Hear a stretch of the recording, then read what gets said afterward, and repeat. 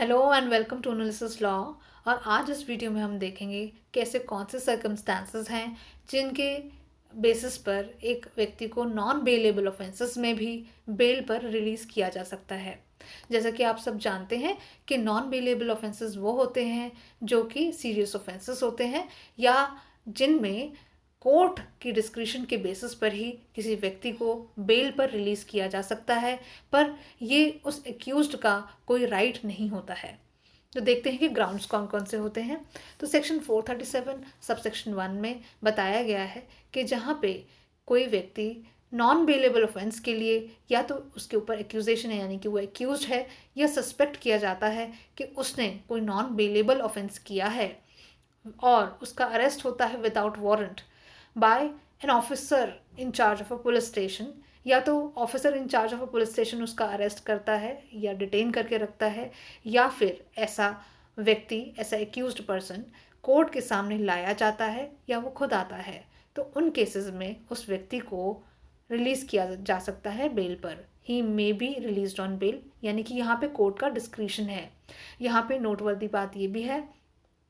कि high court या sessions court इस पावर को एक्सरसाइज नहीं कर सकता अंडर सेक्शन 437, पर हाई कोर्ट या सेशंस कोर्ट की 439 सीआरपीसी में स्पेशल पावर्स होती हैं। नाउ ये बेल किस तरीके से रिफ्यूज़ भी की जा सकती है जहाँ पे रीजनेबल ग्राउंड्स टू बिलीव हैं कि इस व्यक्ति ने कोई ऐसा ऑफेंस किया है जिसकी सज़ा डेथ या लाइफ इम्प्रिजनमेंट तक जाती है। इस व्यक्ति ने ऐसा ऑफेंस किया है जो कॉग्निजेबल ऑफेंस के साथ साथ प्रीवियसली कन्विक्शन भी इसका हो चुका है और उसमें भी सज़ा इसकी ऐसी रही हैं जहाँ पे डेथ, लाइफ इम्प्रिजनमेंट या 7 ईयर्स से ज़्यादा की इम्प्रिजनमेंट उसको हो चुकी है। या फिर ऐसा व्यक्ति ना सिर्फ प्रीवियसली कन्विक्टेड हुआ है, उसने 2 से ज़्यादा ओकेशंस पर प्रीवियसली कन्विक्शन यानी कि 2 से ज़्यादा ओकेशंस पे कोई कॉग्निजेबल ऑफेंस किया है और साथ में सज़ा भी उसको ऐसी मिली है जहाँ पे which is punishable above 3 years but not below 7 years, यानी कि 7 साल से कम नहीं है और 3 साल से तो ज़्यादा की है। प्रोवाइजो ये भी कहता है कि अगर ऐसे सर्कमस्टांसेस में भी उस एक्यूज्ड को या सस्पेक्टेड पर्सन को अगर बेल पर रिलीज़ करना ही पड़े तो पब्लिक प्रोसिक्यूटर को भी एक हियरिंग अपॉर्चुनिटी ज़रूर मिले। इसके अलावा 437(1) का ही प्रोवाइज़ो ये भी बताता है कि जहाँ पे ऐसा व्यक्ति कोई औरत है या 16 साल से नीचे का बच्चा है या वो कोई कमज़ोर व्यक्ति है या फिर वो कोई बीमार व्यक्ति है या फिर कोर्ट के पास स्पेशल रीजंस हैं या जस्ट एंड प्रॉपर ग्राउंड्स हैं जिसके बेसिस पे कोर्ट को लगता है कि ऐसे व्यक्ति को बेल पर रिलीज़ कर देना चाहिए, तो वहाँ पे भी ऐसे व्यक्ति को रिलीज़ किया जाएगा। पर यहाँ पे अगेन प्रोवाइज़ो में एक और चीज़ बताता है कि अगर ऐसा एक्यूज्ड पर्सन, उसकी ज़रूरत किस बात के लिए है कि इन्वेस्टिगेशन में विटनेसेस उसको क्योंकि आइडेंटिफाई करें, सिर्फ इस काम के लिए अगर उसको डिटेन करके रखा जा रहा है तो ये गलत है, यानी कि उसको सिर्फ इस बेसिस पे बेल रिफ्यूज़ नहीं की जाएगी। अगला ग्राउंड ये है कि जहाँ पे इन्वेस्टिगेशन, इंक्वायरी या ट्रायल की किसी भी स्टेज पर या तो पुलिस ऑफिसर को या कोर्ट को ऐसा लगता है कि कोई रीजनेबल ग्राउंड्स नहीं बनते कि इसने कोई नॉन बेलेबल ऑफेंस कमिट किया है, लेकिन सफिशेंट ग्राउंड्स ऐसे ज़रूर बनते हैं कि इंक्वायरी ज़रूर होनी चाहिए ऑफेंस की,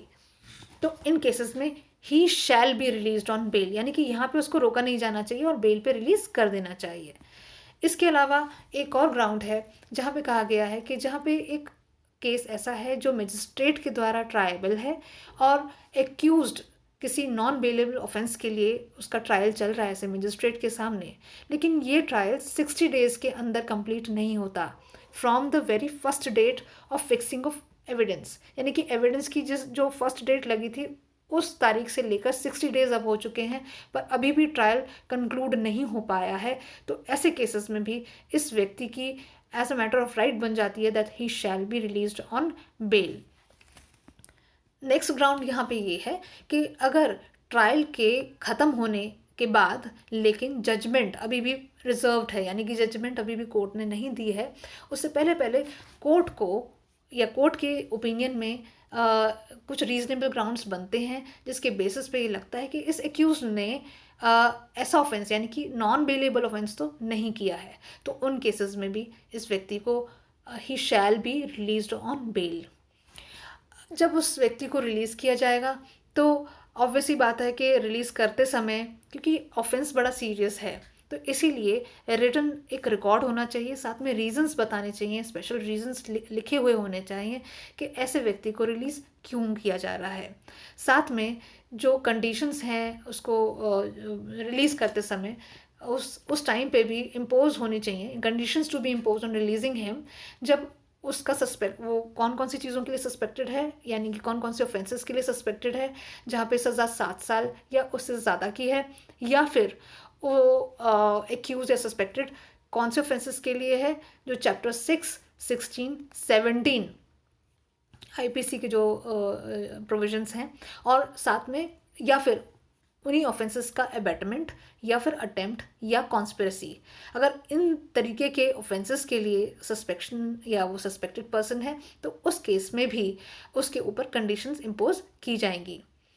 कंडीशंस क्या होंगी? कंडीशंस यही होंगी कि कोर्ट अटेंड करे, बिल्कुल